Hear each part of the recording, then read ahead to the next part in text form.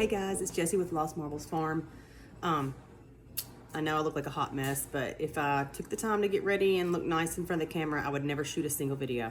Anyway, I'm still trying to finish my coffee. It's really sad that it's almost noon and I haven't finished it yet, but I just wanted to jump on here really quick just to kind of show you guys what we've got going on in the garden this year.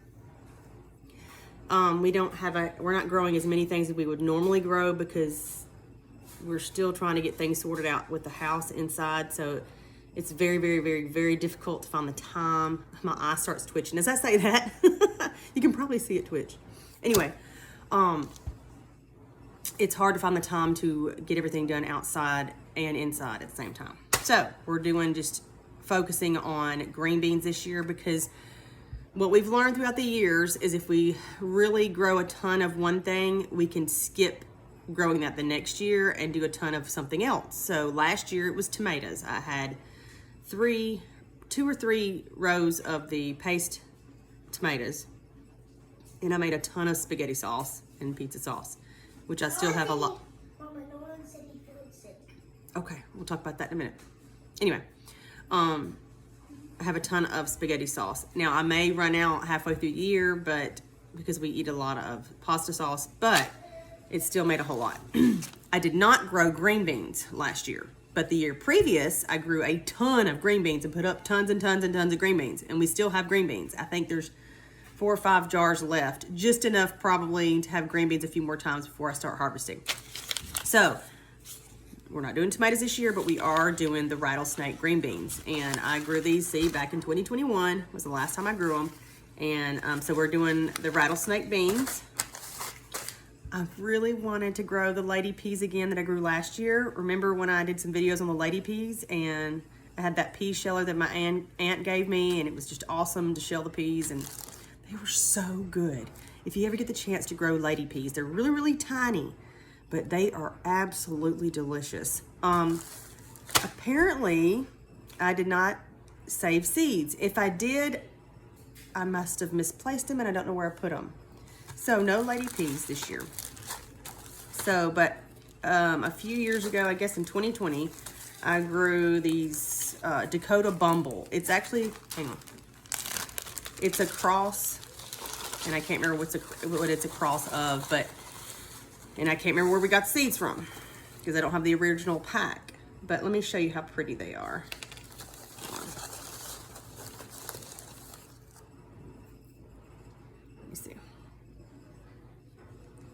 Aren't they beautiful? They are basically a cross between several different beans, and they were crossed because of bumblebees. So that's why they were named the Dakota Bumbles. I think they might have originated from the Dakotas. I believe that's what I read. Anyway, they were a great bean. They were very, very, very prolific, and I didn't have any trouble with pests on them. They were great bean. They weren't my favorite tasting bean, but they're versatile. It's a bean soup. You can put them in chili, whatever you do with beans, you can do with these. So they were just super easy. Dry them. That's how we normally put them up. We dry them. But speaking of, there is an Indian red bean that we grew when we grew these for the first time back in 2020. That was absolutely the best bean I have ever had. And I don't know what we did with those seeds, but we can't find them. And then we couldn't find them online this year. So I really wanted to grow the Indian red beans, but couldn't find them. So if you have any tips on finding Indian red beans, let me know. So we're doing a couple of rows of the Dakota Bumble. I got these seeds from a local here. It's kind of like a green bean, but they're blue. That's what he called them, blue bean. It's kind of like a bluish tinted green bean. I never saw what they looked like. He just had a couple of pods. He said they were really good, and making a little tiny teepee with some sticks and just growing a few of these around it just to see what they look like, just for fun. Also, we're sticking with our Alabama red okra. We've been growing this for at least 10 years.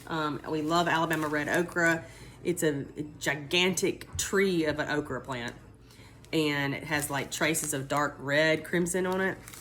I have videos of these plants, but they are actually, they look like they would get really tough. You know how if you have grown okra, they get really, really, really tough as they get older, but these actually don't. So if you harvested about, you know, yay big, they're actually pretty big around, but, and then you go out there the next day and they're like gigantic and you're like, oh no, that's gonna be too tough. They're not too tough. They're actually really tender even when they get kind of big. So I like that about them, because some varieties, they get just like about 5 inches and then they're too tough to even eat. You can't even cut a knife through them. They're awful.